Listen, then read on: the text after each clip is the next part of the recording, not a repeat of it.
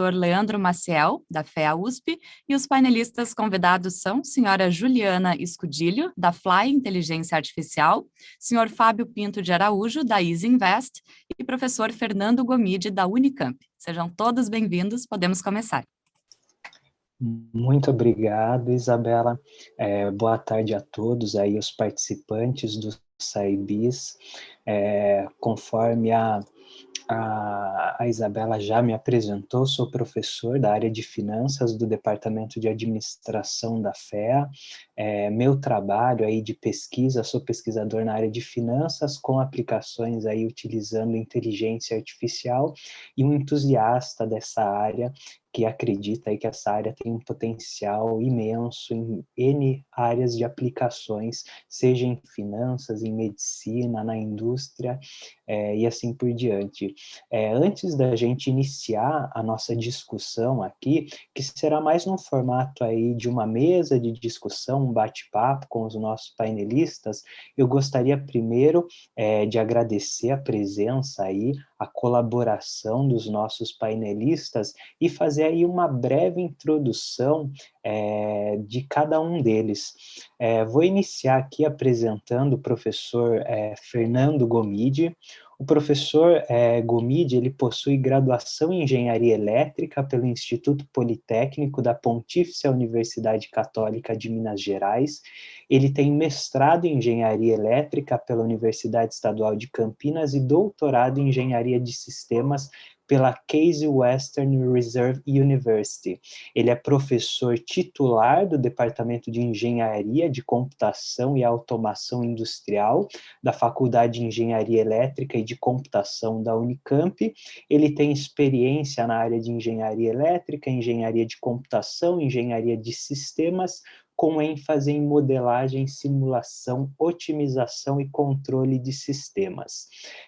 Cabe destacar que o professor Fernando Gomide, ele é aí uma das principais referências nacionais e internacionais da área de teoria fuzzy, teoria de conjuntos nebulosos, é Life Fellow da I3E, e além disso é um colega aí, um amigo muito querido, que a gente tem uma admiração absurda. Professor Fernando, agradeço muito a sua participação antecipadamente. A nossa segunda painelista aí é a Juliana Escudilho. Já agradeço mais uma vez, Juliana, a participação. A Juliana, ela é doutora em estatística pelo ICMC da USP e cientista de dados na Sky Brasil. A Juliana, ela possui graduação e mestrado em estatística pela UFSCar, ela é pesquisadora, professora e consultora e atua principalmente em áreas de modelos de regressão, análise de sobrevivência e também machine learning. A Juliana, ela desenvolveu projetos em parceria com o Hospital das Clínicas e o Hospital AC Camargo Center. A Juliana publicou artigos em revistas conceituadas, apresentou trabalhos em congressos nacionais e internacionais, e ela também é fundadora da Fly, uma empresa de treinamento e consultoria na área de tecnologia sediada em Salvador. Mais uma vez, muito obrigado pela participação, Juliana. E por fim, mas não menos importante, nós temos aí o Fábio Pinto de Araújo. O Fábio, ele é Head de Data Science na Easy Invest, ele é profissional graduado em Matemática Aplicada pela Unicamp, com uma experiência diversificada, principalmente na área de modelagem matemática, Business Intelligence, Analytics e Ciência de Dados, com responsabilidades de crescimento e amadurecimento de times para atender diversas áreas como crédito, produtos e prospecção de clientes. O Fábio também trabalha para empresas como Itaú Unibanco, Unisoma, Guia Bolso, XP e Easy Invest. Bem, esses são aí os nossos painelistas. Mais uma vez agradeço imensamente a participação e colaboração de vocês aí com o SciBiz. E para iniciar essa discussão, pessoal, eu só quero retomar a ideia do SciBiz. O propósito do SciBiz é aí uma conferência Science Meets Business, ou seja, ela deixa evidente a importância da gente tentar criar um ecossistema de cooperação entre a universidade e as empresas para promover, obviamente, desenvolvimento econômico e social. Aqui, nesse nosso painel, a formação desse nosso time, ele objetiva aí vislumbrar, trazer para a discussão os agentes que são chaves para a evolução desse ecossistema, ou seja, trazer aí os nossos colegas da universidade, das empresas, e também os agentes como a Juliana, que faz uma união desses dois agentes, que é a capacitação, de forma a gerar uma maior aproximação entre as empresas e o desenvolvimento dos skills necessários para a alocação desses profissionais à demanda do mercado, que é crescente aí na área de inteligência artificial e ciência de dados. Então, pessoal, eu acho que aqui o objetivo inicial seria, obviamente, que a condução aí da nossa conversa, que vai direcionar todo o nosso painel, seria inicialmente a gente pensar como a inteligência artificial, esses métodos tão poderosos que estão cada vez mais em destaque na mídia, em diversas aplicações, esses métodos podem trazer soluções e eficiência para o negócio das empresas. Então, eu vou iniciar a fala de cada um dos participantes, trazendo aí uma provocação e deixar que a conversa defina aí o rumo das discussões. Então, eu queria iniciar aí com o professor Fernando e, mais uma vez, agradecer a sua presença. E, professor, eu queria que a gente iniciasse a nossa discussão, primeiro destacando qual que seria a relevância de a gente formar esse ecossistema de uma parceria entre empresa e universidade, sobretudo aí pensando numa área em que você é referência na área de inteligência artificial, sistemas fuzzy. O quão importante para essa área e para o desenvolvimento das empresas é relevante essa parceria entre universidade e empresa? Bom dia, Evandro. Bom dia, Juliana. Bom dia, Fábio. Bom dia, nossos colegas e amigos que estão participando desse evento. Leandro, muito obrigado pelas suas palavras generosas, né? Eu, evidentemente, sou um pouco disso que você falou, não tem como escapar da realidade, mas não sou tudo isso que você pensa, né? Então, somos colegas, né? Trabalhamos juntos, sabemos enfim, quão grande esse mundo onde que a gente vive. Eu concordo plenamente que essa ideia, essa simbiose, né, de academia, ciência e business, né, ela é muito interessante, ela é muito fértil, nós sabemos disso. Você usou a palavra de ecossistemas, né? Eu espero que ele seja um ecossistema que seja sustentável, né? Tudo indica que sim, porque desde que o homem existe, né, talvez seja um dos poucos ecossistemas que seja mais sustentável que a gente conhece, né, pô? Que inclusive é tão interessante que acabou inventando algumas coisas que a gente fica surpreso. Por exemplo, foi nesse contexto, vamos dizer, do BIS, né, pô? Pelo lado do BIS, não do SAI, né, pô? Que nós temos uma coisa chamada sistema de confiança mútua, né, que é uma coisa mais surpreendente que o homem já desenvolveu até hoje, né, pô? Que é o elemento que está por trás desse BIS todo, né? Vocês lembram qual que é o sistema de confiança mútua mais surpreendente que o ser humano já desenvolveu? Essa coisa chama-se, é o que vocês trabalham no dia a dia, chama-se dinheiro, né, pô? Todo mundo acredita no dinheiro, né? Apesar do dinheiro ser um pedaço de papel, né? Todo mundo acredita que aquilo ali, né, é um sistema de confiança mútua, né? Mais incrível que o ser humano, né? E esse é o tipo vamos dizer assim, de característica que eu sempre procuro, né, nessa simbiose, né, do BIS e do SAI, né? Aí colocando o SAI junto com o BIS, né? É um sistema de confiança mútua. A gente sabe que que isso aí só traz quando feito sob um olhar, né, de sustentabilidade, o que você chamou do ecossistema, ele é sempre bem-vindo e sempre traz benefícios.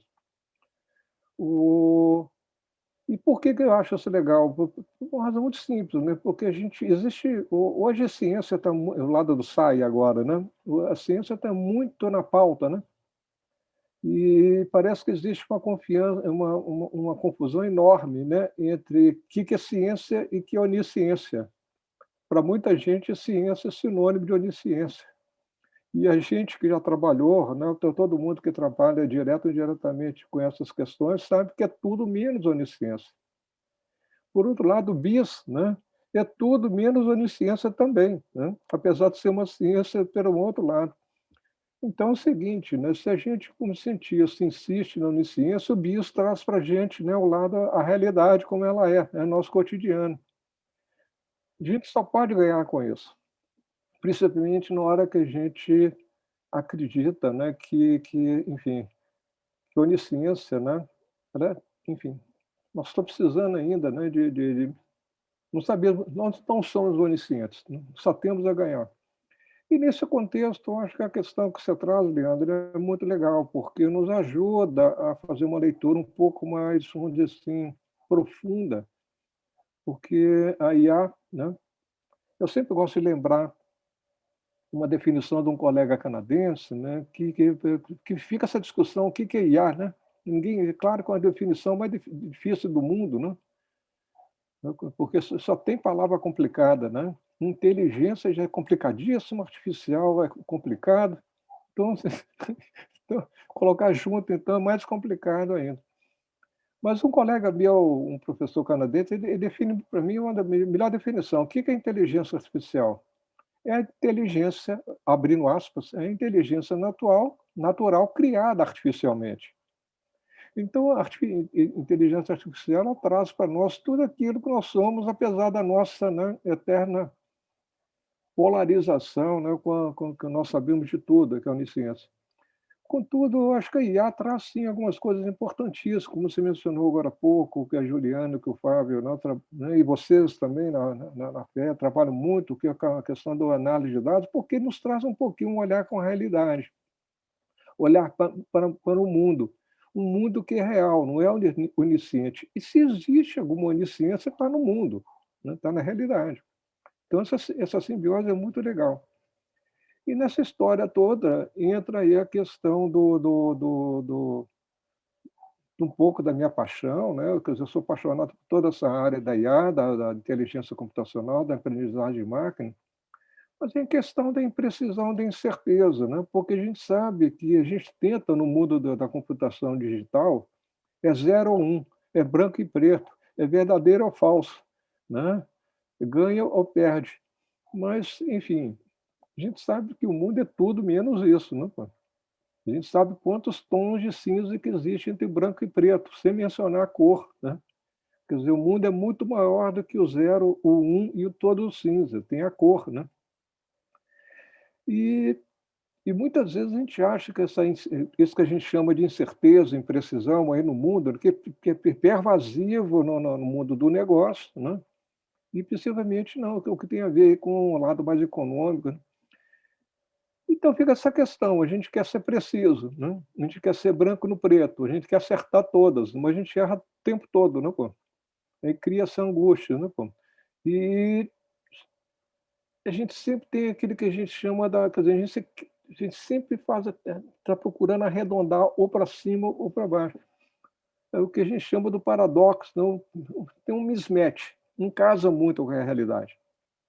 Então, a questão que me traz, e aí tem minha conexão com o IAD de longa data, é exatamente isso, né? Como é que trazer o mundo real, o mundo da incerteza, o mundo como ele é, impreciso, incerto, cheio de cinza, para não falar de cor, né? Do espectro de todas as cores, o mundo real, como é que a gente trata isso?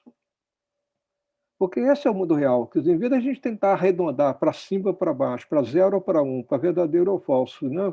Preto ou branco, por que a gente não trata o mundo como ele é? E nesse contexto, a IA nos ajuda muito, né? Os modelos que a gente tem para tratar a imprecisão, o lado estocástico. E, claro, Isso se chama modelo, né? Como diz um cientista aí, né? Isso se chama modelo porque não é realidade, é uma aproximação da realidade. Por isso que a gente chama de modelo, porque se fosse, né, a realidade, a gente ia chamar a realidade, não de modelo, né? E o modelo nos ajuda a raciocinar sobre essas coisas, né? E nesse contexto todo tem um monte de, quer dizer, enfim, estou me referindo aí a ferramentas que a gente tem de modelagem, de simulação, determinística, estocástica, mesmo que o mundo não seja estocástico, né? Enfim, e a IA nos ajuda a analisar isso e nos traz um pouco de mensagem. Agora, daí para frente, né, a inteligência artificial cai naquilo que eu disse anteriormente, né? Inteligência artificial é inteligência natural implementada artificialmente. Então, hoje a gente está preocupado com a transparência, né, com a segurança, com etc, etc, com a linguagem, a maneira de comunicar, o explainable artificial intelligence, né, que virou aí uma coqueluche. Mas é engraçado, né? A gente cria o tempo todo determinadas linguagens que são precisas, que são tudo menos explainable, né, pô? Y igual a f de x é uma maravilha para mim, para você, para Juliana, para o Fábio, né? E para muitos colegas. Tudo bem, a gente até topa, né? Y igual a f de x. Agora, tenta explicar para um sujeito que não sabe o que é f, nem muito menos x, e y, o que é y igual a f de x. É difícil. Então, a gente convive com isso, mas esse é o charme. E, no meio disso tudo, tem um ferramental importante aí, que é a máquina de aprender, da aprendizagem de máquina, né, que a gente chama de otimização, né, que é o que está por trás disso tudo, heurística ou exata, né? Então, essas coisas, quando colocadas todas juntas, traz muita oportunidade, né? E é isso que melhora o negócio. Por que eu estou falando isso? Eu já vou encerrar. Porque otimizar é o que todo mundo quer. Eu nunca vi ninguém no mundo da engenharia, da ciência, do negócio, querendo pessimizar alguma coisa. Todo mundo está sempre... Embora todo mundo sempre, né, não sabe exatamente o que quer otimizar. E esse processo não é só analítico, né? Não é só... Ele é um processo que envolve ele é contínuo, ele é sempre. Tem um professor que, quando era menino pequeno, aqui no Unicamp, estudando teoria de controle, né, de controle óptico, a otimização do sistema dinâmico, um professor que era um livro do autor, ele era vivo, não sei se ele vai ver, duas gerações, né, ele usava o termo umotimização. Por quê? Porque ele, apesar de ser um sujeito analítico, ele era um professor da área de controle e de otimização do MIT, um sujeito com uma carreira enorme, com livros fantásticos, né? O nome dele é Michael Atlas, para quem quer saber, né? Ele sabia que esse processo de melhorar, né, no negócio e no mundo corporativo é um processo contínuo de criação, de engajamento, de construção, né? E a mesma coisa vem aí no sentido da IA, né? Vamos trabalhar com os dados, com a ciência, com a aprendizagem, com a inteligência, mas tudo isso no mundo corporativo é um processo de construção. E parte dessa construção está o nosso debate aqui hoje, né? Da academia do negócio. Volta aí para você, Leandro. Obrigado. Perfeito, mas eu que agradeço, professor. Queria passar a palavra para a Juliana. Juliana, nessa discussão aí, pensando, já fazendo essa transição da academia para os negócios, eu queria que você falasse um pouco assim, qual que é a sua percepção do ponto de vista aí, como uma treinadora, como uma gente que está formando esses novos indivíduos que vão atuar na ciência de dados, e o quão importante é esse papel de formação num ambiente em que cada vez mais a gente sempre buscou essa otimização, mas hoje em dia essa otimização, essa busca para essa otimização, ela está mais intensa porque a gente tem cada vez mais uma rede de sensoramento que a gente está medindo a informação em real time e a partir de toda essa informação a gente precisa de forma urgente extrair conhecimento de toda essa informação. Então, eu queria saber aí qual que é a sua percepção do ponto de vista dessa formação, o que o mercado está demandando, quão é importante essa formação desses indivíduos para interpretar, para extrair a informação da melhor forma possível. Bom, primeiramente, muito obrigada pelo convite. Bom, eu não falo tão bonito igual o professor Fernando, tá? Falo mais simples, Mas vamos lá, eu vou tentar exemplificar um pouco para vocês. Primeiro, assim, o que o negócio, business, o que ele está focado em sempre? É reduzir e aumentar a rentabilidade. É reduzir gasto, reduzir o tempo de trabalho e aumentar a rentabilidade, aumentar o poder aquisitivo de uma empresa. O negócio inteiro roda nisso. Se um negócio não entrar nisso, não tem como ele se manter competitivo no mercado de trabalho. Antigamente, como era que é feito as decisões? Você ia lá para o seu gestor, igual, por exemplo, chegava um cliente no seu banco, você queria crédito para ele, você tinha que saber a taxa de juros que você ia dar. O que você chegava? Você chegava lá para o seu gestor, para o seu gerente, falava, olha, esse cara tem esse perfil. E você dependia do feeling desse gerente. Por quê? Nós não tínhamos técnicas avançadas, não tínhamos processamento de dados para conseguir tomar essas decisões básicas no nosso dia a dia. Mas hoje nós já temos. Nós já temos poder aquisitivo, nós já temos poder de processamento de dados. Então, por que, ao invés de eu usar o expertise desse meu gerente, eu posso usar ele também. Mas agora eu preciso incluir informações que eu já tenho na minha empresa. Informações do passado, do histórico desse cliente. Como é que ele faz as vendas? Então, agora eu consigo unir business com técnicas de análise de dados, com técnicas de machine learning, que vão me agregar valor para o meu negócio. Com isso, eu consigo reduzir muito. Só que qual é o problema? Existem técnicas enormes, técnicas excelentes para você fazer isso. Só que com a expansão do mercado, antigamente isso ficava muito a grandes empresas. Hoje, qualquer empresa consegue ter uma cloud para organizar os dados e consegue processar esses dados de forma barata. Mas aí eles precisam de profissionais. E aí que a gente tem um grande problema aqui no Brasil. As nossas universidades são excelentes, só que não formam os profissionais suficientes para o mercado de trabalho. Apesar de a gente ter uma boa base, eu vim da UFSCar, eu estudei na USP, eu sei que a gente tem uma excelente base, mas falta o link entre a graduação e quando eu vou começar no mercado de trabalho. Porque lá a gente tem muito tempo, e tem que ter, a gente aprende muito a base. E foi aí exatamente assim, por ter essa necessidade do mercado, como é que as empresas conseguem, por exemplo, em estatística, em um ano, a gente não forma nem 200 estatísticos. Se você olha na ciência da computação, que é um curso um pouco mais famoso, tudo, a gente, se chegar ali a 1.000 por ano, é muito. E hoje, no Brasil, nós temos uma defasagem de mais de 30.000 vagas abertas na área só de ciência de dados. Se você pegar analista de dados, se você pegar engenheiro de machine learning, o negócio fica muito maior. Então, assim, como é que você faz para isso? Foi aí que eu comecei a falar assim, por que eu não posso preparar, então, pessoas comuns que já trabalham com análise de dados, que já fazem no seu dia a dia alguma tomada de decisão, como pessoal de marketing, e ensinar eles também a usar ferramentas no nosso dia a dia para auxiliar as empresas. Porque não dá para a gente depender apenas de estatístico, não dá para a gente depender apenas do pessoal que se forma em TI.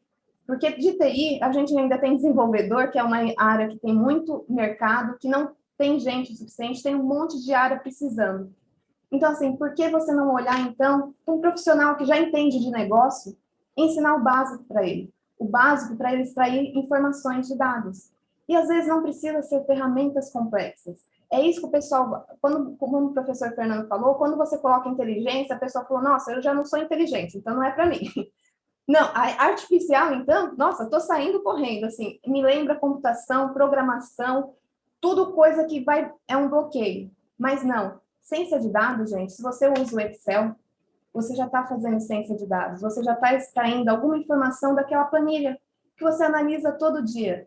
Então, você não precisa ser pessoas como a gente aqui, que é formado basicamente em exatas. Você só precisa olhar o que você já faz para o seu negócio e pensar, como é que os dados conseguem me ajudar no meu dia a dia? Como é que os dados conseguem eu otimizar a minha empresa? Seja identificando aquele cliente na minha campanha, por exemplo, que vai me retornar, vai me fazer a venda. Porque o marketing não dá para você jogar todos os seus esforços no Brasil inteiro. Você tem que ser estratégico. Então, como é que eu vou ser estratégico? Eu vou ser estratégico usando análise de dados. E para isso, você precisa de formação, uma formação básica. E eu sempre falo para os meus alunos, eu sempre faço essa conexão entre os seus estudos, o que você já aprendeu, para te preparar para o mercado, ensinar a parte prática, desenvolver projetos. Mas a base, você sempre é importante. Uma base teórica, gente. Eu falo assim, o maior ganho que eu tive na minha graduação foi exatamente essa minha base, porque ninguém me tira esse conhecimento. É um conhecimento que eu vou levar para o resto da vida. Mas, eu não sou de exatas, eu não fiz cálculo, eu não fiz... É possível? É possível. Você não precisa... Hoje, a maioria das empresas precisam de uma análise de dados, gente. E análise de dados, todo mundo aprende numa disciplina de estatística. Provavelmente você fez estatística na graduação. É tabela de frequência, é gráficos, é coisa simples. Se você quiser ir além, é possível. Hoje mesmo eu estava vendo de uma jornalista que ela estava insatisfeita com a profissão dela e ela pediu demissão, ficou 6 meses estudando e hoje é cientista de dados do Grupo Boticário. Então, assim, é possível você ter essa formação e é necessário. O Brasil precisa, o mundo precisa de pessoas que tomem decisões baseadas em dados. Não importa qual é a sua formação, não importa se você quer ser um cientista de dados. Essa formação, essa habilidade de você conseguir extrair informações de dados, já é uma habilidade necessária para qualquer profissional que eles chamam de profissional 4.0. Já não é algo que apenas quem é formado em exatas precisa ter, vai trabalhar com análise de dados, não. É algo que todas as empresas estão fazendo.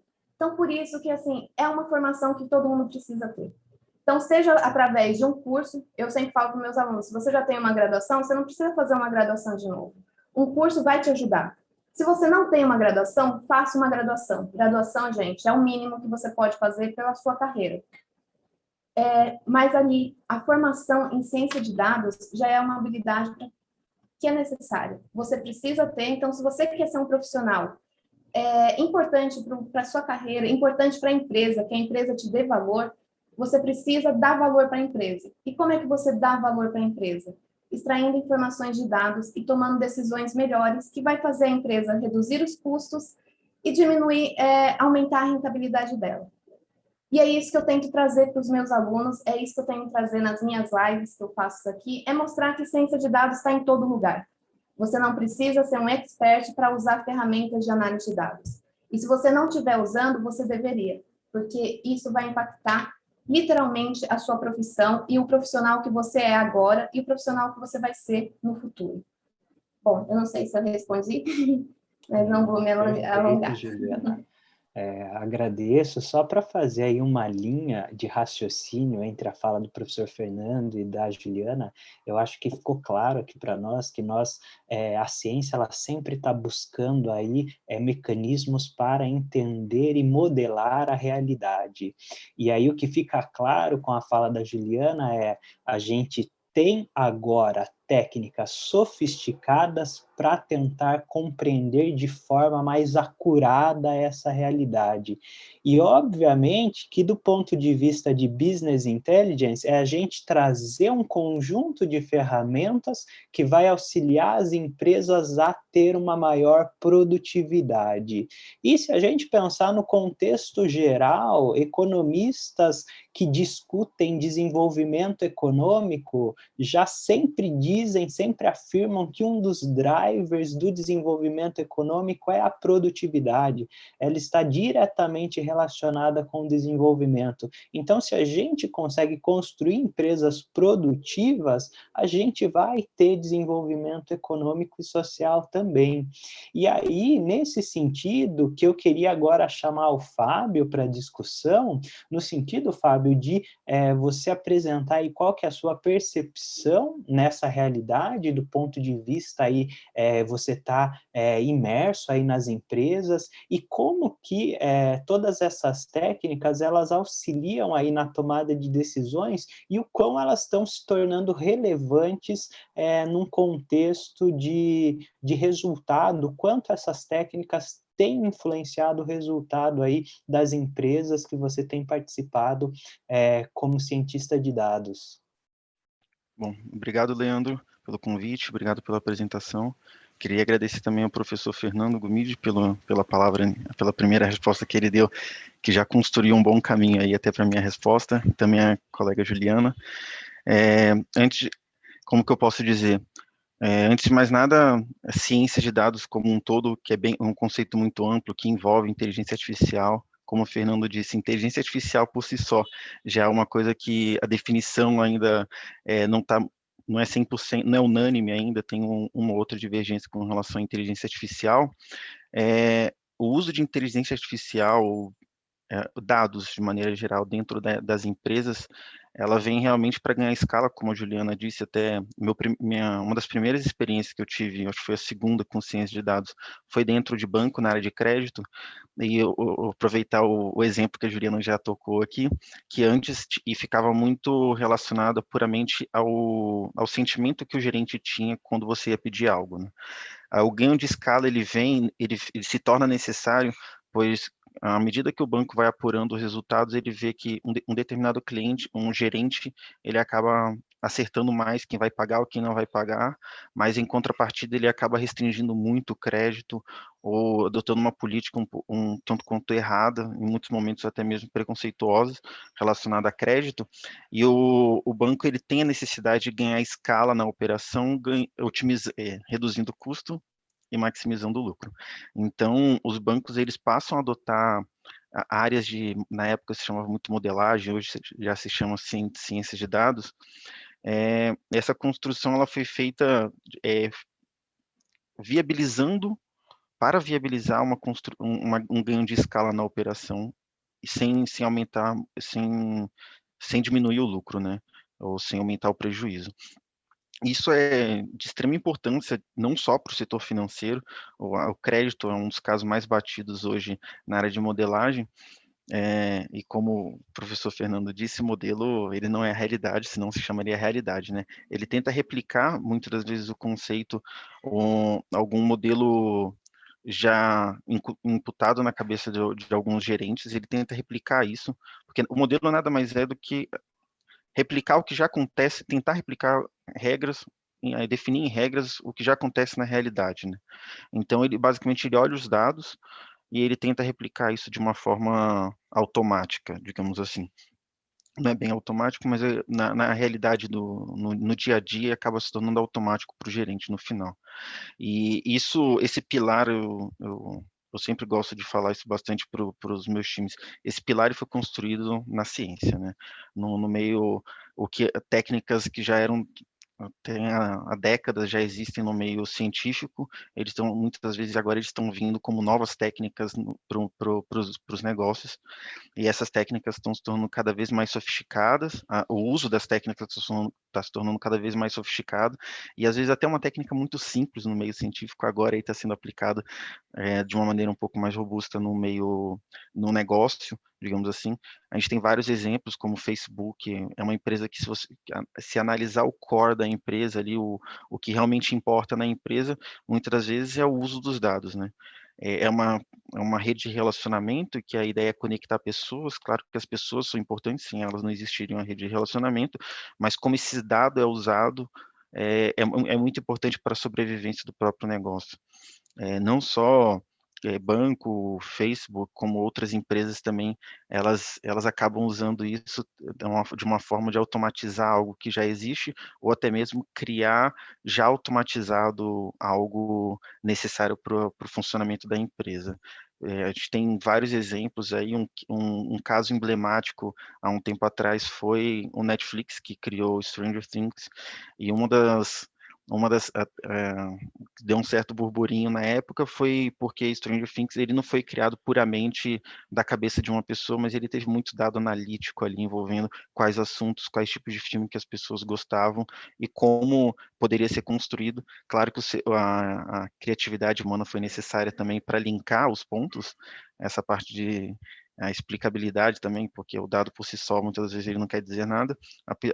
O ser humano também conseguiu ali, os roteiristas trabalhar em cima dos outputs de modelo e de análise para conseguir criar um roteiro bem interessante para uma série que fez muito sucesso.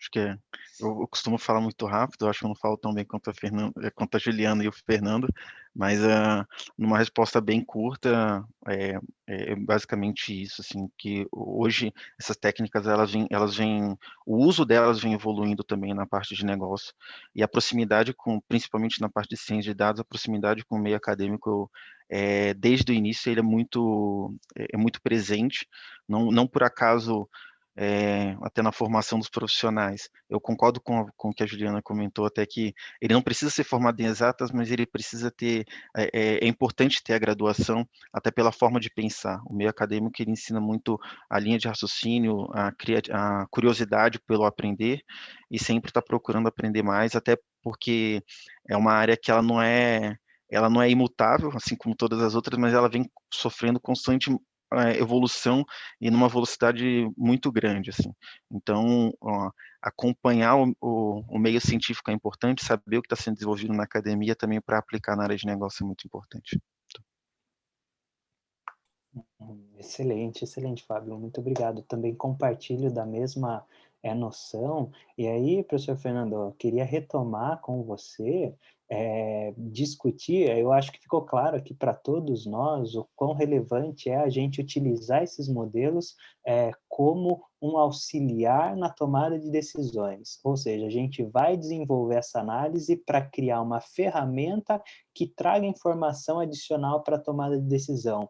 Nesse sentido, professor, o que você acha do ponto de vista da interpretabilidade dos modelos? Porque eu percebo na área aí de ciência de dados, muitos usuários gerando saídas a partir desses modelos, mas não sabendo interpretar de forma adequada ou não obtendo aí uma análise mais relacional entre os dados, mais interessado apenas em gerar uma saída.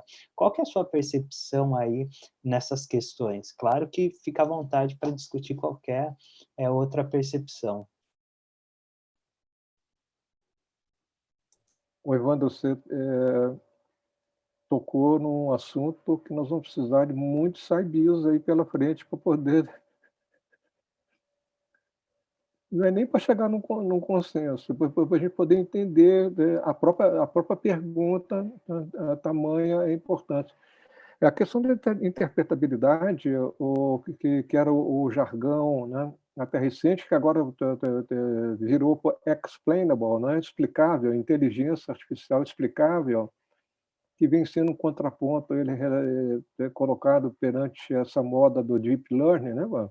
Tudo bem, deep, né, tem deep para tudo hoje, né, no mundo, mas as pessoas começaram a dizer, tudo bem, Deep, você resolve qualquer problema, mas me explica o que você está fazendo aí, que eu preciso de assinar embaixo, enfim, preciso assinar embaixo de alguma coisa que pelo menos eu que vou assinar entenda. E aí fica complicado. Você tem uma ideia, eu não quero me delongar muito nisso, mas tem um grupo de trabalho entre várias sociedades pelo mundo afora, entre elas o I3E, né, que já está na segunda leva.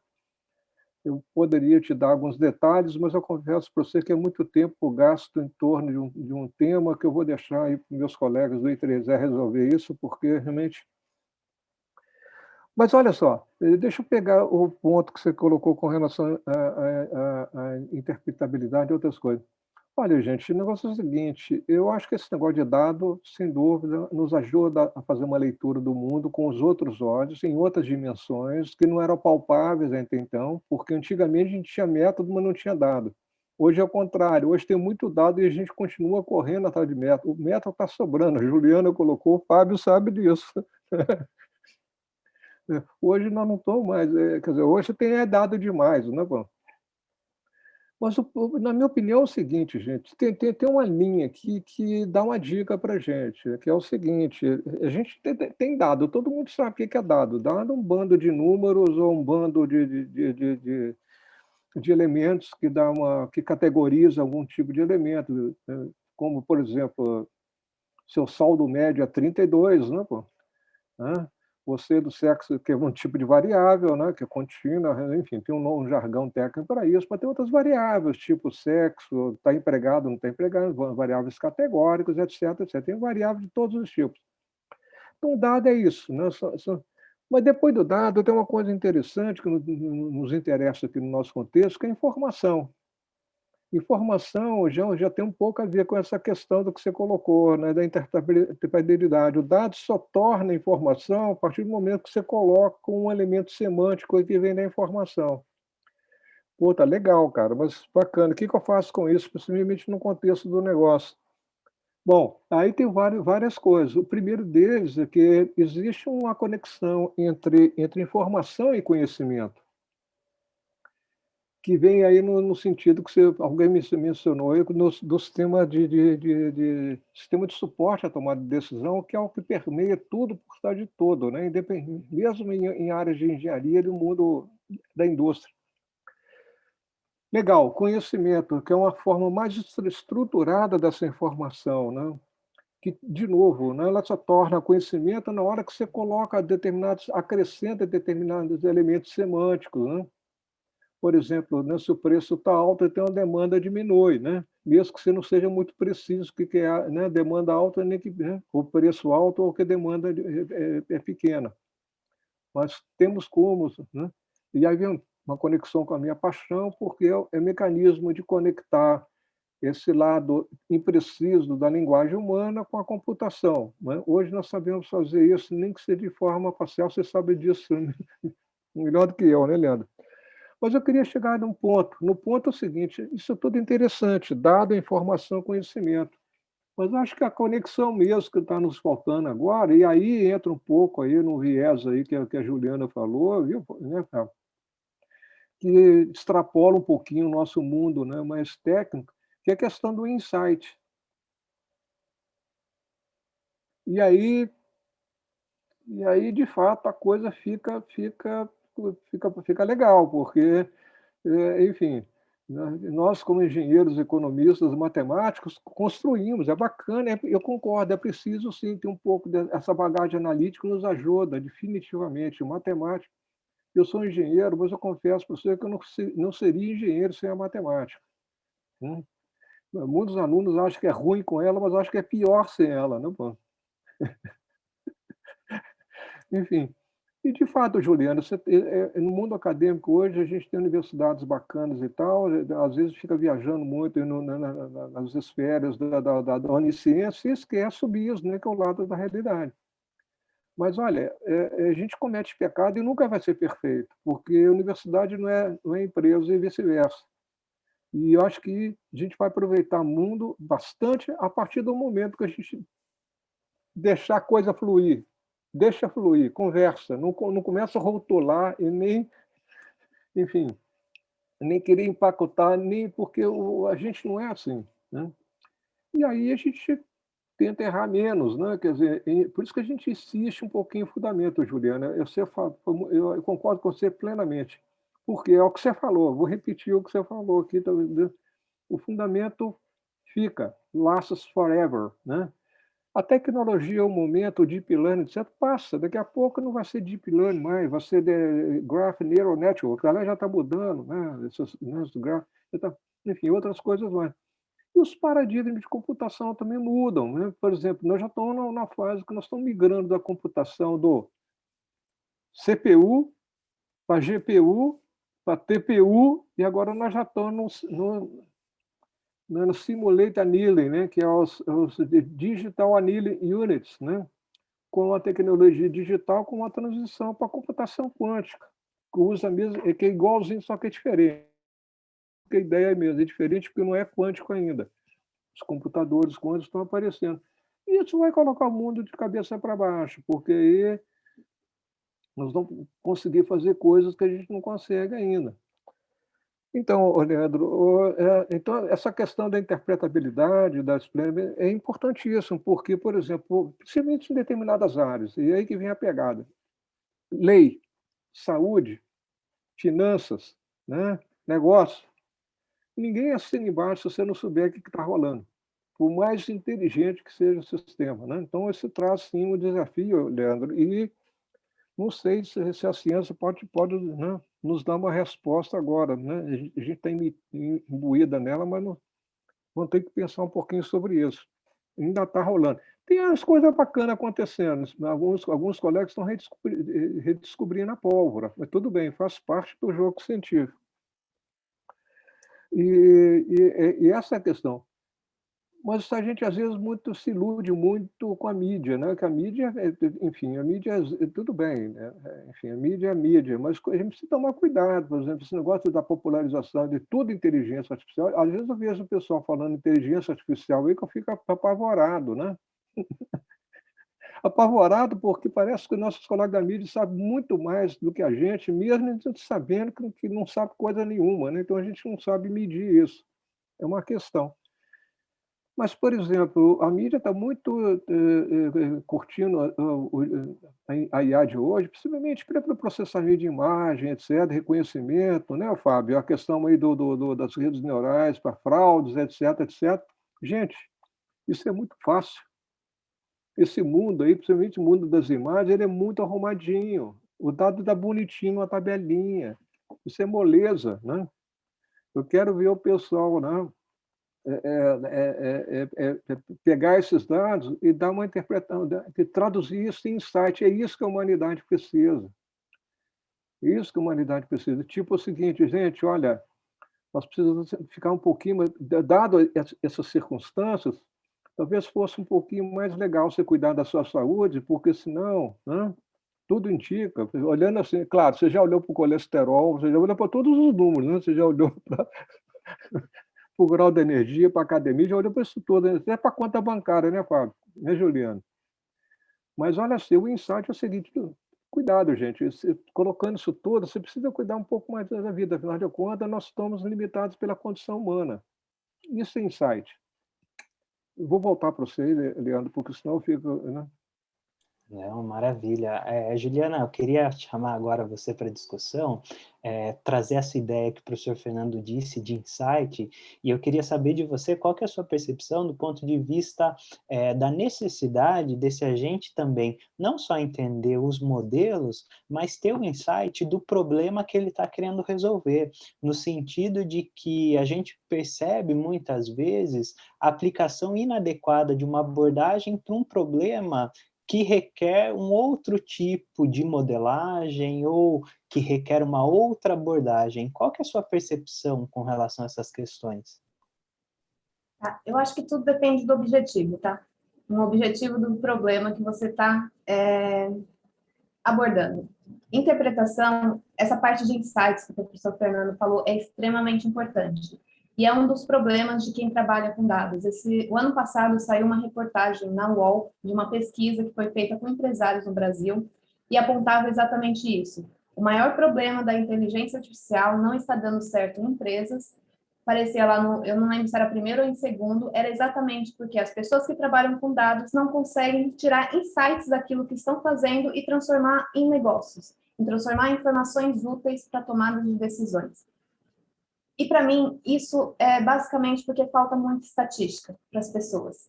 Se as pessoas entendessem a importância de uma análise de dados, conseguissem extrair informações de dados, porque, assim, é uma coisa que eu nunca sei, eu não sei porque eu tenho essa formação estatística mais analítica, análise de dados, para mim, sempre foi trivial. Um modelo de machine learning, uma inteligência artificial, não vai funcionar se você não tiver uma boa análise de dados. Porque é na análise de dados que surgem todos os insights que você precisa. Agora, sobre modelos interpretáveis, eu acho que depende do objetivo. Por que eu falo isso? Igual, por exemplo, quando você está lá no Nubank, ele quer lá para ver se você aprova ou não um cliente ali na hora que ele está fazendo, ele não quer saber o perfil daquele profissional, porque o algoritmo já está fazendo isso, ele já testou, ele já sabe o tipo de insights que ele tem. O algoritmo só precisa funcionar e ele precisa dar uma resposta. Então, nesse momento, eu não preciso de interpretação. Aí, sim, os algoritmos de machine learning funcionam muito bem. Agora, quando a gente precisa, igual, por exemplo, eu trabalhei muito na área médica. Na área médica, não adianta eu ir lá e falar que um tratamento é melhor. Eu tenho que mostrar o porquê que ele é melhor. Aí, os algoritmos padrões de machine learning já não vão funcionar, porque eles não vão te dar essa interpretação. E aí que a gente vai para os modelos estatísticos, ou como eu conheço como modelos estatísticos, que é quando a gente faz suposições de dado e a gente tem que demonstrar aquelas suposições. Por quê? Se elas são válidas, eu consigo fazer inferência. eu consigo extrair informações daquele modelo. E esse, para mim, é um dos principais, foi uma das principais falhas dos estatísticos. A gente, por muito tempo, a gente ficou focado muito nisso, em construir novas distribuições para conseguir interpretar tudo. Sendo que o mercado não necessariamente precisa interpretar tudo, porque hoje, com a quantidade de dados, uma boa análise de dados já vai me dar todas as informações possíveis. Então, não necessariamente eu preciso de um modelo interpretável. Novamente, tudo depende do seu objetivo. Um objetivo, esse artigo que eu estou falando da falha do estatístico, é um artigo que ele mostra two-culture, do Brain. Ele fala muito sobre isso, sobre a falha dos estatísticos, porque ciência de dados surgiu, sendo que estatístico sempre fez análise de dados. Estatístico sempre fez modelo de regressão logística, regressão linear, como o pessoal da computação também sempre fez essa parte de redes neurais. E por que a gente surgiu essa nova profissão que todo mundo conhece como ciência de dados, como especialista em inteligência artificial, tem vários nomes, né? Foi exatamente por causa que, assim, a gente ficou muito focado na ciência e esqueceu de resolver os problemas de negócio. Para uma empresa, às vezes, não é importante para ela, principalmente quando eu falo em empresas, igual, por exemplo, eu trabalho na Sky hoje como cientista de dados também. Lá, muitas vezes, eu quero saber. Quando é um estudo estratégico, eu tenho que saber. Então, aí eu vou usar modelos para isso, eu vou usar análise de dados para extrair essas informações. Quando eu estou com o meu modelo pronto, eu só quero o resultado. Eu só quero que ele me mande os resultados. Aí entra que eu falo que é os algoritmos machine learning tradicionais. Porque eu não estou olhando se uma regressão linear tem uma distribuição normal. Eu estou olhando a saída dela. Ela conseguiu prever? Ela conseguiu captar bem os meus dados? É o que importa para a empresa. Por quê? Hoje eu consigo fazer isso exatamente porque eu tenho uma grande quantidade de dados. Então, não necessariamente eu preciso de modelos interpretáveis. Tudo vai depender do seu objetivo. Na área médica, é extremamente importante. Não é à toa que eles usam muito mais técnicas estatísticas do que técnicas conhecidas hoje como técnicas de machine learning. Exatamente por causa dessa interpretação. Então, antes de escolher um modelo, olhe o objetivo de negócio. E, novamente, é sempre... Ciência de dados surgiu para resolver problemas de negócio, para tomar decisões melhores na área de negócio. Então, antes de você sair fazendo uma técnica, sempre olha o objetivo que você quer. Se você quer interpretar, aí você vai procurar modelos que servem para isso.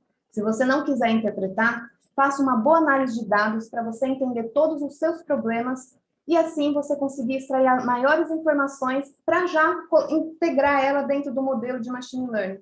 Porque o modelo de machine learning é isso. Ele vai me soltar se uma pessoa, se o seu Uber vai ficar 10 ou 20 reais. Por quê? Ele está olhando todas as características do ambiente, do tudo que você faz. Como é que ele soube que isso era importante? Através de uma análise de dados bem feita. Depois que ele aplicou o modelo, não importa para ele o que é importante, porque ele só está olhando o preço da sua viagem. É isso que importa para o modelo, uma vez que está pronto. Então, assim, eu acho que tudo depende de objetivos. Modelos interpretáveis são muito bons, mas eu, como estatística, eu saí da academia exatamente por causa disso. Eu não aguentava mais ficar criando novas distribuições para interpretar, sendo que na prática a gente acaba usando distribuições básicas que resolvem o problema do mesmo jeito. Então, assim, novamente, é conversar. Técnica, gente, ciências é muito importante. Sem ter um professor Fernando, que dedicou a vida dele estudando, criando novos modelos, a gente não teria o que era hoje. Mas hoje, para escolher técnicas bem vistas, técnicas que funcionem, você tem que pensar em problemas de negócio. Porque não adianta nada você usar o melhor modelo se não vai servir para o seu negócio e resolver problemas de negócios. Tá? Era só isso. Maravilha, Juliana. E aí, Fábio, qual que é a sua percepção nessa questão aí de interpretabilidade? Até que ponto a gente só está interessado ali no output do modelo? É até difícil complementar mais aquilo que os colegas já colocaram, mas tentando ir por uma outra linha também que, seguindo em parte o argumento da Juliana, a necessidade do negócio para interpretabilidade ou não de determinados produtos, modelos, né? Isso depende muito da aplicação realmente, porque eu vou dar um exemplo aqui que a gente já comentou, que é crédito. A análise de crédito por si só, ela poderia ser uma caixa preta em que as pessoas não precisariam entender muito bem como está acontecendo. Mas tem uma questão regulatória, como está sendo feito esse modelo. Outras áreas dentro da própria empresa costumam ter que validar esse modelo. Então, a gente no caso do próprio Itaú, que eu trabalhei lá durante um tempo, precisa ter uma certa explicabilidade o modelo para que outras áreas possam entender e validar aqueles conceitos. Então, mas não só para isso. Tem uma questão agora, hoje em dia, muito em voga no meio de ciência de dados, que é a questão de ética com o uso de dados. Então, muitas das vezes, a interpretabilidade é importante até mesmo para entender se o modelo está sendo preconceituoso ou não em determinado uso. Tá? Um caso que ficou bem famoso recentemente foi nos Estados Unidos. A polícia de Chicago, se eu não me engano, estava usando o reconhecimento de imagem através das câmeras de via pública para identificar pessoas suspeitas ou não. Talvez se eles tivessem trabalhado um pouco mais na interpretabilidade do modelo ali, desse para perceber que o modelo estava sendo preconceituoso com determinado público, né? Mas não só para isso, também muitas das vezes para acrescentar informação, porque como disse o professor Fernando, o modelo ele não é a realidade, ele é um modelo. Então ele tem falhas, ele minimiza o erro, mas ele não extingue o erro. Então, muitas das vezes o que as empresas acabam fazendo, além do modelo, é uma criação de política, que é uma regra do negócio, para conseguir minimizar, diminuir até mesmo o erro do próprio modelo, ou até mesmo estrategicamente aumentar ou diminuir como eu posso dizer, a taxa de juros, por exemplo, ou até mesmo qual público-alvo que aquela empresa quer atingir, e a interpretabilidade do modelo é importante até mesmo para essa outra área que vai utilizar o modelo e entender o que já está sendo tratado, o que não está sendo tratado e onde pode ser melhorado o processo. Então, assim, concordando tanto com o Fernando, com o professor Fernando, quanto a Juliana, é que o modelo ele depende muito do uso. Essa parte de interpretação realmente não é uma coisa muito simples. Eu já passei por alguns perrengues aí na vida de ter que explicar para uma pessoa que não entendia ciência de dados ou não era tão, como é que eu posso dizer, proeficiente na área, e explicar o porquê que o modelo falou que esse cliente, um determinado cliente era interessante para a empresa e o outro não, sendo que através de uma análise simples, muitas das vezes ficava dúbio, ficava naquela dúvida, pô, para mim os dois são iguais, aí você tinha que explicar, achar a variável que era mais importante para um determinado modelo, ou até mesmo, às vezes para o modelo é importante, mas para aquele cliente em específico, aquela variável não teve tanto peso, para outro teve. E por que o modelo falou que um determinado cliente era melhor para a empresa ou outra. Então depende muito do uso e até mesmo aí é um grande problema que a boa parte das empresas ainda passa hoje em dia é tirar o poder de decisão do ser humano não é uma coisa muito simples também. E eu entendo, ainda tem muita desconfiança com relação a modelos, então às vezes a pessoa precisa ser convencida de que o modelo está seguindo até mesmo o viés dela. Então, é explicar para a pessoa também, falando, ó, o modelo ele acertou por conta disso. Ele, ele dá uma importância maior para determinada variável, ou em determinados casos ele consegue identificar algo que você estava deixando passar anteriormente. Então, assim, a interpretabilidade ela acaba sendo muito relevante hoje em dia. É um problema que a gente acaba tendo muito grande, principalmente quando pessoas que acabaram de entrar no assunto, determinado assunto, determinado negócio, a pessoa não tem tanto conhecimento ali do dia a dia, como aquela área funciona, qual é a maior preocupação de determinada área.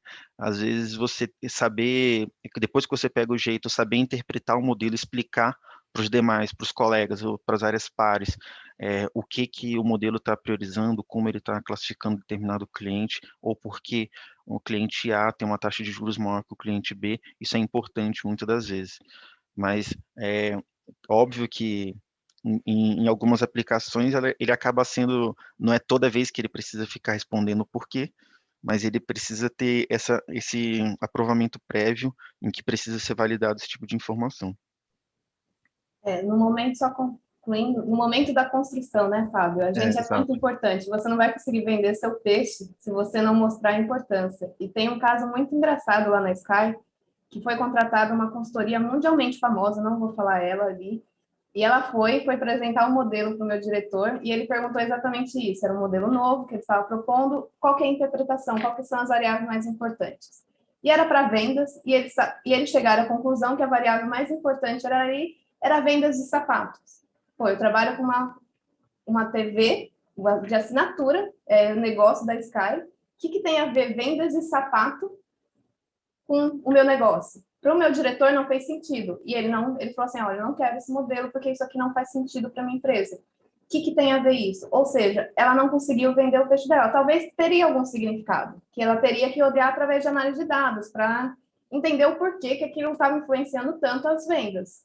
Mas para o meu diretor, ele não conseguiu vender. E essa é a importância, né, da interpretação. É na hora de você vai vender. Depois que o modelo está prontinho, ninguém quer entender muito o que ele está querendo dizer, né? Só quer saber a resposta. O problema é o antes, né? Como é que você vai vender o peixe, se você não sabe explicar o que tem aquilo, por que está funcionando, né? Exatamente. Obrigado, Juliana. Perfeito, Juliana. Fábio, até, Fábio, acrescentando na sua discussão aí, que eu achei muito relevante esse seu exemplo de identificação de imagem. E eu acho que uma questão importante que tem que ser discutida esses modelos estão aprendendo com dados. Esses dados contêm padrões de comportamento ou refletem padrões de comportamento humano. E aí eu acho que também cabe ao cientista ele analisar esses modelos do ponto de vista se você quer que esse modelo perpetue esse tipo de padrão de comportamento, que é, no seu exemplo, você identificar pessoas como suspeitas ou não por características que revelam preconceitos e não que determine um padrão de pessoas que são mais ou menos perigosas. E também pensando aí do ponto de vista de crédito, se a gente pensar na emergência dos bancos digitais, que hoje em dia utilizam uma tecnologia de informação para concessão de crédito, ao mesmo tempo que isso favorece o sistema do ponto de vista de fazer uma alocação de crédito para um agente que ele era um bom pagador, mas que o banco antes não classificava como um bom pagador, ao mesmo tempo a gente incorre o risco aí de criar um ambiente de incerteza, de insegurança, no sentido de que eu posso ter uma classificação errônea do ponto de vista do potencial de pagamento e com isso também afetar todo o sistema financeiro, gerar aí um efeito cascata, como foi a crise de 2008, você não classificou de forma adequada a capacidade de pagamento e isso gerou aí certos complicadores. Professor Fernando, quer comentar alguma coisa?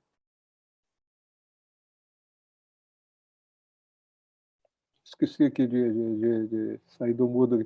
Não, interessantíssimo, é isso que você colocou. Deixa até. Eu queria fazer assim alguns comentários, mas eu vou começar do último ponto que você colocou, pelo onde que o ponteiro está na minha cabeça. A questão da interpretação é importante por várias razões hoje, né? Eu vou mencionar algumas, né? Você já chamou atenção para outras. A questão da segurança, a questão da ética que vocês colocaram, a questão da regulação, e, mais importante de tudo, né, o sistema de confiança mútua que eu me referi. Você pode colocar lei, enfim, guerra, míssil, etc., mas, impressionantemente, um sistema de confiança mútua ele é tão importante quanto você pode ter business, pode ter science, pode ter o que você quiser. Mas criar esse sistema de confiança mútua, né, ele traz prosperidade, estabilidade, né? E outras coisas. Então, a questão da interpretação vem muito nessa direção, né? Claro, né, não, como eu disse para vocês, eu acredito em inteligência artificial, é aquilo que eu coloquei na definição, quer dizer, é uma ilusão, e ilusão sempre traz dor de cabeça, né? Que não dá para controlar com aspirina, nem de pirona, né? A dor de cabeça intelectual, existencial, né? Que a ilusão que é da certeza, né? Quer dizer, a gente achar que a inteligência artificial vai resolver nossos problemas. Não vai, porque a inteligência artificial são nós que estamos criando. Por isso que eu gosto daquela definição do meu colega do canadense. A inteligência artificial, o pessoal precisa de entender que é inteligência natural criada artificialmente. Não adianta querer, quer dizer, é uma ilusão achar que nós vamos criar sistema inteligente, como muita a mídia fica colocando isso, criando essa falsa expectativa. Isso vai dar dor de cabeça para nós, não no sentido de ser frustração, de falar que a ciência fica inventando, enfim, essas coisas, que a academia é isso, enfim. Tá, aí fica esse discurso desconstrutivo, né? Mas, no fundo, nós estamos limitados por nós mesmos. É tão simples quanto isso. Então, o primeiro passo, do ponto que eu acho que a gente deveria ter consciência é que quem que nós somos, né? Só isso. Mas deixa eu falar um pouquinho aqui na questão dos dados, da informação. Deixa eu contar um caso para vocês aqui, porque, viu, Juliana? Porque quando eu falo a questão da habilidade, eu estou falando, eu concordo que o seu mundo não é gaussiano. Aliás, a função gaussiana não é propriedade privada da estatística, né? A gaussiana é uma função, né? Que, por acaso, né, ajuda a gente em estatística e em outras circunstâncias. Mas não é propriedade, a propriedade é do Gauss, não, porque ele inventou aquela função maravilhosa, bacana. Isso não é interpretado no meu ponto do que eu estou querendo dizer. Para mim, interpretabilidade não é isso, de provar que é gaussiano, se for gaussiano, não é, não é isso. A interpretabilidade está exatamente naquela questão que eu me referi agora há pouco, né? De transformar dado em informação, informação em conhecimento e conhecimento em insight. Independentemente de ser gaussiano, normal, né? Enfim, média, variância, né? É como diz alguns colegas, né? Quando você está num mundo onde tudo muda o tempo todo, né? Se você toma uma decisão baseada na média você está errado. O pessoal que trabalha no dia a dia sabe disso, né?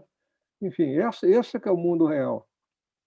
Deixa eu te dar um exemplozinho assim para ver se eu posso ser mais concreto, né? Eu vou tentar ser um pouquinho aqui como parafrasear um pouco Isaac Newton, né? Que é um velho de guerra aí que todo mundo conhece, né? Todo mundo conhece o Newton, não conhece, gente? Isaac Newton.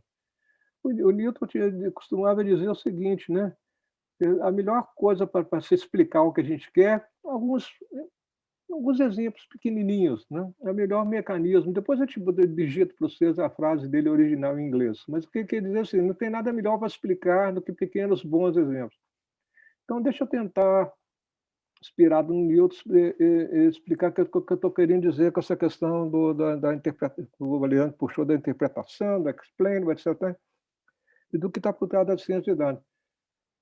Por exemplo, até recentemente era uma coqueluche o carro autônomo, não, pô? Google, Waymo, né? Tinha todo mundo. Teve uma competição na década de 90 famosa aí da DARPA, no americano, que o pessoal enfim, tem uma história bacana de rede neural, rede não sei o quê, de milhões de GPU, carro cheio de computadores. Enfim, tem uma história legal, bacana e tal. Hoje todas as empresas estão correndo atrás disso, tem a Tesla, etc. E o Google, né, que está por trás do Waymo, que é o mais avançado, de acordo com as próprias montadoras, né, é tido aí com o pessoal da área como o mais avançado. Vocês podem estar perguntando o que a Google tem a ver com o carro autônomo.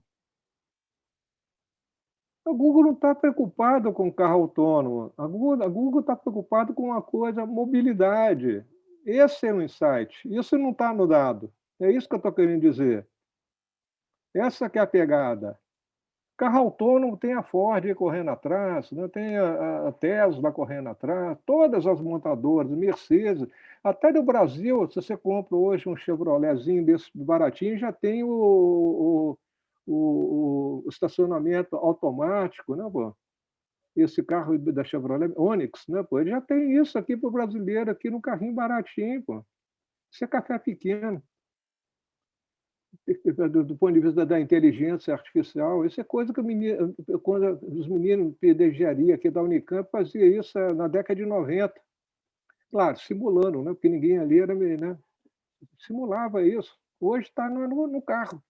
Antigamente era uma brincadeira de graduação do pessoal da engenharia da Unicamp e de outros colegas por aí. Mas é isso que eu estou querendo dizer, né? Eu não vou me alongar muito aqui, porque acho que, enfim, mas é isso que eu estava querendo dizer. E olha, a questão da área de saúde, viu, Juliana? De fato, você tem toda a razão, uma área crônica, assim como finanças, mas olha, tem longa data, pessoal aqui no Brasil que usa essas coisas de longa data, vou citar só um laboratório de análise clínica. E um deles eu vou citar porque não tem muito com onde correr, porque ou é Pardino, ou é Fleury, ou não sei quem mais. Então, vocês escolhem, eu não vou falar quem que é. Mas tem gente usando isso de longa data. Né? E o doutor lá te digo o seguinte, o doutor é doutor mesmo, ele é médico e é doutor, não é PhD, é doutor ao quadrado, porque ele é médico, já tem o doutor, depois doutor porque ele fez doutorado. O doutor lá no laboratório, numa área específica, menciono que é análise de hormônio, tudo bem, quebrou galho, resolveu o problema dele, produtividade, tudo isso que você falou, mas o doutor não soltou o sisteminha lá enquanto o doutor bateu o olho durante milhares de exames. Não tem dúvida, não vai fazer isso. Então, enquanto o doutor... E olha que essa abordagem, posso dizer, é uma das abordagens mais interpretáveis que eu conheço até o presente momento. Isso tem 2 décadas, para você ter uma ideia. E só para terminar, né, a inteligência artificial, que o pessoal não lembra mais hoje, né, a inteligência good old AI, que o pessoal costuma chamar, da década, né, de 80, etc., tinha uma coisa chamada sistema especialista, expert system, knowledge based systems, que foi muito sucesso na área de geológica, na área médica, na área financeira. Tem um famoso no Japão que conseguiu prever o crash lá da década de 80, 90, ser um fato histórico. Uma semana de antecedência, os japoneses estavam, vai ter pau, e deu. E deu, né? Ninguém acredita, mas está na literatura. Né? O da Nikkei foi desenvolvido por um japonês chamado Hitachi. Mas isso é uma coisa, né, por exemplo, clássica na IA. Por exemplo, na área de diagnóstico médico, né, tem uma das técnicas de uma arquitetura que o pessoal chama de sistemas baseados em conhecimento, que tem um conhecimento médico, ele faz o raciocínio diagnóstico. Então, ele sai do sintoma e sai procurando pelas causas. Isso é um clássico, né? Isso é um clássico e tem como fazer o trace de todo esse raciocínio e fazendo o trace desse raciocínio, depois você vai no sentido inverso e fala, olha, esse sujeito teve temperatura, eu não sou médico, eu não vou conseguir reproduzir aqui, mas a temperatura estava acima de 37 graus, né, pô? O exame tal deu que ele tinha um gram positivo, não sei de quanto. Eu vou explicando, então eu concluo o seguinte, né? O sujeito está com doença infecciosa do sangue do tipo não sei o quê, pô. E o médico olha aquilo, né? 100 médicos olham para aquilo e falam, poxa, é mesmo, né? 98% concordam. Então, tem a tecnologia, tem essas coisas, mas a gente precisa só, enfim, ficar ligado, né, como se diz a geração de hoje, precisa ficar ligado no assunto, primeiro, para não criar falsa ilusão, né? Claro. Né?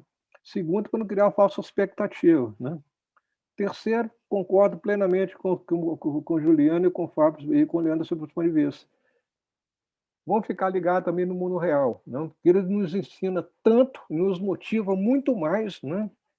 Só para mostrar, por exemplo, a máquina a vapor, não sei se você sabe, não foi inventada por cientistas. Foi um bando de engenheiro que queria ganhar uma grana e inventaram a máquina a vapor.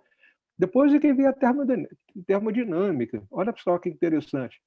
Por isso que eu estava me referindo no começo à questão do sai e do bis, e do bis e do sai. É ganha-ganha. Perfeito, professor Fernando. Muito obrigado. Eu acho que todos saem ganhando e eu acho que ficou claro aqui para nós que essa aproximação da universidade com os problemas que nós enfrentamos no mundo de negócios, todos temos a ganhar com isso. Só um adicional aí, professor Fernando, eu acho que nós sempre criamos falsas expectativas e às vezes é isso que nos motiva também, né? É criar essas expectativas, então a gente tem que evitar, mas a gente sempre acaba criando elas. Pessoal, a gente já está encaminhando aqui para o fechamento, então eu vou deixar aí uns 30 segundos para cada um de vocês. Agradeço a participação, acho que foi uma discussão muito produtiva e eu acho que são atividades como essa que promovem aí o progresso, tanto para a universidade quanto para os negócios e, em último caso, para o nosso país, para a nossa economia e para a nossa sociedade. Então, Juliana?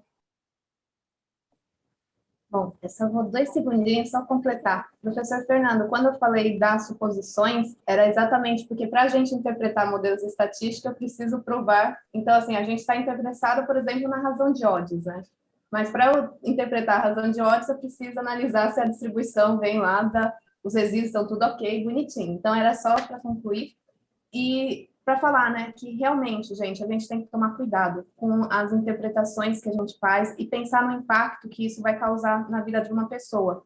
Como você prender uma pessoa sendo que um algoritmo simplesmente foi lá e falou que ela tinha uma grande chance de ser um ladrão, de ter cometido algum crime. Então, isso impacta direto na vida das pessoas. Então, se você vai trabalhar com dados, você tem que ter essa consciência. Cuidado com as coisas que você faz, porque ela tem impacto direto na sociedade. E, novamente, aí que entra as ciências. Não é simplesmente ir lá e apertar botão. Você tem que entender o que está acontecendo por trás. Isso é muito importante. Então, assim, eu só queria concluir assim, e muito obrigada pelo convite. Eu fico à disposição para quem quiser. Você consegue me achar nas minhas redes sociais, Juliana Escudilho, no LinkedIn. Você colocar o nome da minha empresa, Fly, você vai chegar lá no nosso Instagram, lá tem bastante conteúdo de inteligência artificial, e eu fico à disposição para quem quiser tirar dúvidas da área, tá bom? Meu muito obrigada. Obrigado, Juliana. Fábio? Primeiramente, queria agradecer o convite, foi uma conversa bem enriquecedora. Aprendi bastante, espero ter ajudado também a quem procura um pouco mais de informação a respeito do meio. Bom, e na mesma linha da Juliana, eu acho que os pilares para se trabalhar na área de ciência de dados, os pilares bem estabelecidos, fundamental para qualquer construção na área de ciência de dados, porque além do conhecimento de negócio que a pessoa precisa ter, mas ela consegue adquirir na empresa, essa parte fundamental, esse conhecimento básico que é dado no meio acadêmico, ele é imprescindível para a pessoa conseguir até mesmo entender e saber aplicar qual técnica aplicar, quando usar estatística, usar modelos de machine learning, ou seja, o que for, qual ferramenta for, a pessoa se torna proficiente também. Ela consegue, com uma base bem feita, ela consegue até mesmo aprender técnicas novas para conseguir aplicar isso também ao negócio, né? Então, a conexão entre os dois mundos, eu acho que ela se dá, um sempre puxando muito o outro, né? O negócio puxando ciências, muitas vezes para desenvolver técnica nova, e a ciência desenvolvendo técnica que o negócio ainda não usa, mas ele procurando aplicar essa ciência dentro da área de negócio, né? Obrigado mais uma vez pelo convite. Eu que agradeço, Fábio. Professor Fernando? Ô, Leandro, eu queria aproveitar meus 30 segundos para parabenizar todos vocês aí do SciBiz. Eu acho isso fantástico. Não é pena que é só 1 hora, né? Por exemplo, para mim estava começando, eu estou vendo que já acabou. Gente, muito bom, parabéns para vocês. Uma alegria encontrar atores aqui como Juliana, Fábio e muitos outros que eu estou vendo aqui. Fantástico compartilhar, ter essa oportunidade. E só tenho a agradecer por estar aqui com vocês junto. E eu, de certa forma, concordo com tudo que vocês disseram aí, né? Eu queria terminar só dizendo o seguinte, além de agradecer mais uma vez, eu acho que 1 milhão de agradecimentos não vai ser suficiente, mas da mesma forma que eu tinha dito que sim, no começo, que ciência não é sinônimo de onisciência, eu só queria terminar aqui, Leandro, dizendo que algoritmo não é sinônimo de logaritmo. Viu? Um abraço para você. Obrigado. Muito obrigado, professor Fernando. Isabela? Eu agradeço a todos vocês pela participação, professor Leandro, Juliana, Fábio, Fernando. Nós vamos fazer agora o intervalo do almoço, mas para quem desejar, hoje nós temos a segunda sessão de yoga e meditação com o Marcelo Real, ele já está aqui com a gente, mas essa sessão começa às 13h30, então temos aí 10 minutinhos e o próximo painel ele começa às 2h15. Então, daqui 10 minutos, nos encontramos para o yoga e depois o próximo painel. Muito obrigada a todos, até logo. Muito obrigado. Tchau, tchau.